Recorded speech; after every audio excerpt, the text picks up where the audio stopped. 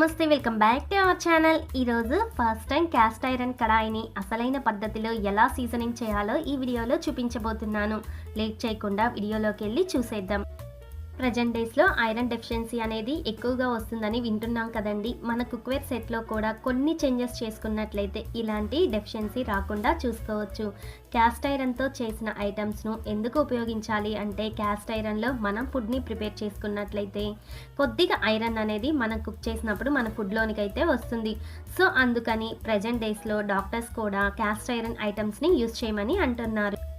ఈ Indu's valley cast iron కడాయిని నేను ఫ్లిప్కార్ట్లో పర్చేజ్ చేశానండి. దీని అన్బాక్సింగ్ వీడియోని మన ఛానల్లో అయితే పోస్ట్ చేశాను. ఆ వీడియో యొక్క లింక్ని కింద డిస్క్రిప్షన్లో ఇస్తాను. ఇన్ కేస్ ఎవరైనా పర్చేజ్ చేయాలనుకున్నట్లయితే అన్ని డీటెయిల్స్ కూడా వీడియోలో ఇచ్చానండి. లింక్ని కింద డిస్క్రిప్షన్లో ఇస్తాను. లింక్ పైన క్లిక్ చేసినట్లయితే వీడియో అనేటువంటిది మనకి ఓపెన్ అవుతుంది. కడాయి మనకి ప్రీ సీజనింగ్ తోటి వచ్చేసింది. అయినా కూడా మనం దీన్ని డైరెక్ట్గా యూజ్ చేయకుండా దీన్ని మరికొంత వరకు మనం కూడా సీజనింగ్ చేసుకొని వాడుకోవాలి. ఆ సీజనింగ్ కూడా సరైన పద్ధతిలో ఎలా క్లీన్ చేయాలో ఇప్పుడు చూపిస్తాను. అలాగే ఇది వచ్చేసరికి 21 సెంటీమీటర్స్ తోటైతే రావటం జరిగిందండి. అలాగే దీని కెపాసిటీ వచ్చేసరికి 1.7 లీటర్స్ తోటైతే ఉంది. కడాయి వెయిట్ వచ్చేసరికి మనకి 2 కేజీల 250 మిల్లీగ్రాములు అయితే ఉంది. దాన్ని సీజనింగ్ చేయడానికి మన ఇంట్లో గిన్నెలు తోముకునేటువంటి ఇలాంటి పీచు ఉంటుంది కదండి, అది కూడా స్టీల్దే తీసుకోవాలి. ఇప్పుడు ఇలాంటి స్టీల్ పీస్ను తీసుకున్నటువంటి తర్వాత ఒక గిన్నెను కానీ లేదా డబ్బాని కానీ తీసుకొని అందులోనికి మనం గిన్నెలతోమే లిక్విడ్ని అనగా ఒక స్పూన్ వరకు తీసుకోవాలి. అందులోనికి కొద్దిగా వాటర్ను యాడ్ చేసుకొని మొత్తం కూడా లిక్విడ్ కలిసే విధంగా కలుపుకున్నటువంటి తర్వాత ఈ వీడియోలో చూపిస్తున్న విధంగా ఇప్పుడు పీచును ఉపయోగించుకొని కడాయి మొత్తాన్ని కూడా మనం బాగా క్లీన్ చేసుకోవాలి. ఇలా 5 నుంచి 6 సార్ల వరకు రెండు వైపులా కూడా శుభ్రంగా క్లీన్ చేసుకోవాలి. చూడండి, ఇలా అంచుల వెమ్మటి అలాగే హ్యాండిల్స్ దగ్గర అన్నీ కూడా శుభ్రంగా క్లీన్ చేసుకోవాలి. ఇలా ఈ కళాయిని ఫ్యాక్టరీలో ప్రిపేర్ చేసేటప్పుడు ఎక్కువ హీట్లో అయితే దీన్ని ప్రిపేర్ చేస్తారు. అప్పుడు వేడి నుంచి వచ్చేటువంటి మసి అంతా కూడా మనం ఇప్పుడు క్లీన్ చేసుకునేటప్పుడు వస్తుంది. ఈ విధంగా నల్లగా అయితే వస్తుందండి. మనం ఎంత బాగా దీన్ని క్లీన్ చేసుకుంటామో అంత బాగా ఇది వర్క్ అవుతుంది. అలాగే ఎక్స్ట్రా ఉన్న ఐరన్ పార్ట్స్ మరియు నొక్కులు అన్నీ కూడా సరిగ్గా అయిపోతాయి. ఇలా వాటర్లో కడుగుతూ రుద్దుకుంటూ 6 సార్ల వరకు క్లీన్ చేసుకోవాలి. ఇలా 6 సార్ల వరకు క్లీన్ చేసినటువంటి తర్వాత ఇక్కడ వాటర్ ఏమీ లేకుండా శుభ్రంగా ఒక కాటన్ క్లాత్ తోటి క్లీన్ చేసుకోవాలి. అయినా కూడా చూడండి మనకి ఇంకా నల్లగా అయితే వస్తుంది. తడి అనేది ఏమీ లేకుండా రెండు వైపులా కూడా శుభ్రంగా క్లీన్ చేసుకోవాలి.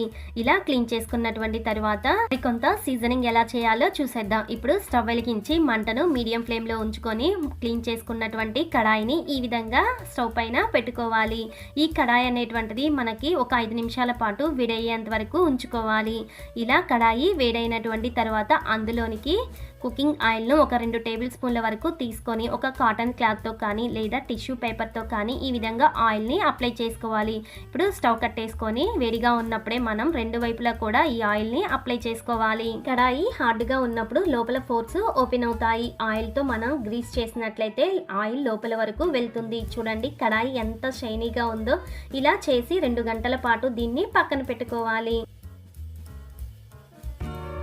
2 గంటల పాటు పక్కన పెట్టుకున్నటువంటి తర్వాత అందులోని బ్లాక్నెస్ని మరికొంత తీసివేయడం కోసం ఇప్పుడు నేను 2 టేబుల్ స్పూన్ల వరకు సాల్ట్ను తీసుకుంటున్నాను. ఈ సాల్ట్ని కళాయి మొత్తానికి కూడా అనగా కార్నర్స్కి అలాగే హ్యాండిల్స్కి బ్యాక్ సైడ్ మొత్తం కూడా బాగా రుద్దుకోవాలి. చూడండి మనకి బ్లాక్నెస్ అనేది ఎలా వస్తుందో. మనం అన్నిసార్లు లిక్విడ్ సోప్ తోటి క్లీన్ చేసినా కూడా ఇంకా బ్లాక్నెస్ అనేది వస్తూనే ఉంటుంది. ఇలా అప్లై చేసి ఒక అరగంట సేపు దీన్ని పక్కన పెట్టుకోవాలి. సాల్ట్ రాయటం వల్ల తుప్పు రాదా అని మరికొంతమందికి డౌట్ అయితే వస్తుందండి. మనం ఆయిల్ మీద సాల్ట్ని అప్లై చేసుకున్నాము కాబట్టి సాల్ట్ మెల్ట్ అవ్వదు. ఇలా మనం క్లీన్ చేసుకున్నటువంటి తర్వాత ఇంట్లో గిన్నెలు తోముకునేటువంటి నార్మల్ స్క్రబ్బర్ తోటి మరికొంతసేపు ఇలా కనుక మనం క్లీన్ చేసుకొని వాష్ చేసుకున్నట్లయితే నీట్గా వస్తుంది. సో ఫైనల్గా అయితే నా కళాయి అయితే ఇలా వచ్చిందండి. నేను చెప్పిన ఈ ప్రాసెస్లో మీరు కూడా కడాయిని ఈ విధంగా సీజనింగ్ అయితే చేయండి. చాలా బాగా అయితే వస్తుంది. నాన్ స్టిక్ కళాయి ఎలా అయితే ఉంటుందో సేమ్ మనం ఇలా ఈ ప్రాసెస్లో క్యాస్ట్ ఐరన్ని క్లీన్ చేసుకున్నట్లయితే మన కళాయి కూడా అలాగే వస్తుంది. మనం దీన్ని డైరెక్ట్గా కుకింగ్కి వాడుకోవచ్చు. ఇందులో సిట్రిక్ యాసిడ్ ఉండే పదార్థాలను ఒక 2 నెలల వరకు వాడకుండా ఉన్నట్లయితే సరిపోతుంది. సో అంతేనండి. మరి నా వీడియో మీకు నచ్చింది అనుకుంటున్నాను. నా వీడియో మీకు నచ్చినట్లయితే నా ఛానల్ని సబ్స్క్రైబ్ చేయండి. అలాగే మీ ఫ్రెండ్స్ అండ్ ఫ్యామిలీ మెంబర్స్కి షేర్ చేయండి. Thank you.